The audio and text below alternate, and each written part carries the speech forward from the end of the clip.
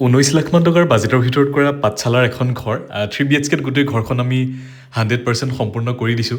এলিভেশ্যনটো আপোনালোকে দেখাই পাইছে, খুব সুন্দৰকৈ আমি তৈয়াৰ কৰি দিবলৈ চেষ্টা কৰিছোঁ। ভিতৰৰ ইণ্টেৰিয়ৰকে আদি কৰি প্ৰত্যেকটো বস্তু আমাৰ ফালৰ পৰা কমপ্লিট কৰি দিয়া হৈছে আৰু এই ক্লাছত আচলতে গোটেই ঘৰখন বনোৱা হৈছে। আপোনালোকক গোটেই ঘৰখন ভিতৰৰ পৰা দেখাওঁ।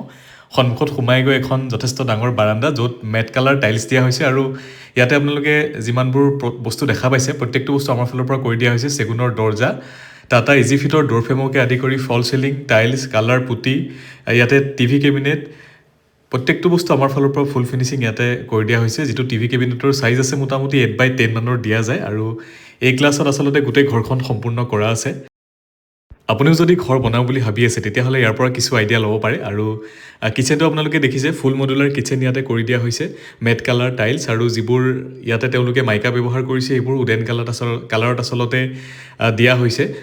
খুব সুন্দৰ লাগিছে আচলতে প্ৰত্যেকটো কাম সম্পূৰ্ণ হওঁতে। আপোনালোকেও যদি ভাবি আছে ঘৰ এখন বনাম বুলি তেতিয়াহ'লে এই ধৰণে আপোনালোকে আগবাঢ়িব পাৰে। কমন এটা বাথৰুম, যিটোৰ চাইজ আছে মোটামুটি 9x6 মানৰ। চেনিটেৰী ফিটিংছ প্ৰত্যেকটো বস্তু আমাৰ ফালৰ পৰা কৰি দিয়া হৈছে আৰু 7 to 9 ফিট মান হাইটলৈকে আমাৰ ফালৰ পৰা ইয়াতে টাইলছ লগাই দিয়া হৈছে ৱালত।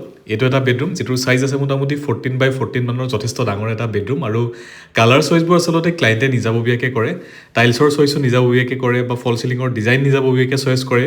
আমি মানে 100% মেটেৰিয়েলৰ সৈতে কণ্টেক্ট লওঁ যদিও ডিজাইনবোৰ আচলতে ক্লাইণ্টক সুধি যি ধৰণে ক্লাইণ্টে আচলতে আমাক চিলেক্ট কৰি দিয়ে সেই ধৰণৰ কালাৰসমূহ বা সেই ধৰণৰ ডিজাইনসমূহে দিওঁ আমি ঘৰসমূহ বনাওঁ। কাৰণ ক্লাইণ্ট যিহেতু নিজে থাকিব, গতিকে তাত তেওঁলোকে যিটো বস্তু ভাল পায় সেই বস্তুটো দিয়াটো আমাৰ দায়িত্ব। যিহেতু তেওঁলোকে আমাক পইচা দিছে, গতিকে সেই ধৰণে আমি কৰিবলৈ চাওঁ আৰু আমাৰ ফালৰ পৰা কিছু ছাজেষ্ট কৰা যায় যে এইটো কৰিলে ভাল হ'ব বা এইটো কৰিলে ভাল হ'ব। কিন্তু তথাপিতো ক্লাইণ্টৰ ফালৰ পৰা যি ধৰণে কোৱা যায় সেই ধৰণে আমি বেছিভাগ কাম সম্পূৰ্ণ কৰিবলৈ চাওঁ। গোটেই ঘৰখন আপোনালোকে দেখাই পালে, 19 লাখ মান টকাৰ ভিতৰত গোটেই ঘৰখন সম্পূৰ্ণ কৰা হৈছে। আৰু আমি যিবোৰ ঘৰ বনাওঁ আচলতে প্ৰত্যেকটো বস্তু আমাৰ ফালৰ পৰা কৰি দিয়া যায় আৰু কাম ষ্টাৰ্ট কৰাৰ আগত আপোনালোকে এগ্ৰিমেণ্ট এটা কৰিব লাগে, যাৰ পিছত আমি আপোনালোকক structural drawing, room plan, elevation estimate এনেকুৱা ধৰণৰ বস্তুবোৰ প্ৰভাইড কৰোঁ। ধন্যবাদ। আৰু পাঠশালাত গোটেই ঘৰখন কৰা আছে।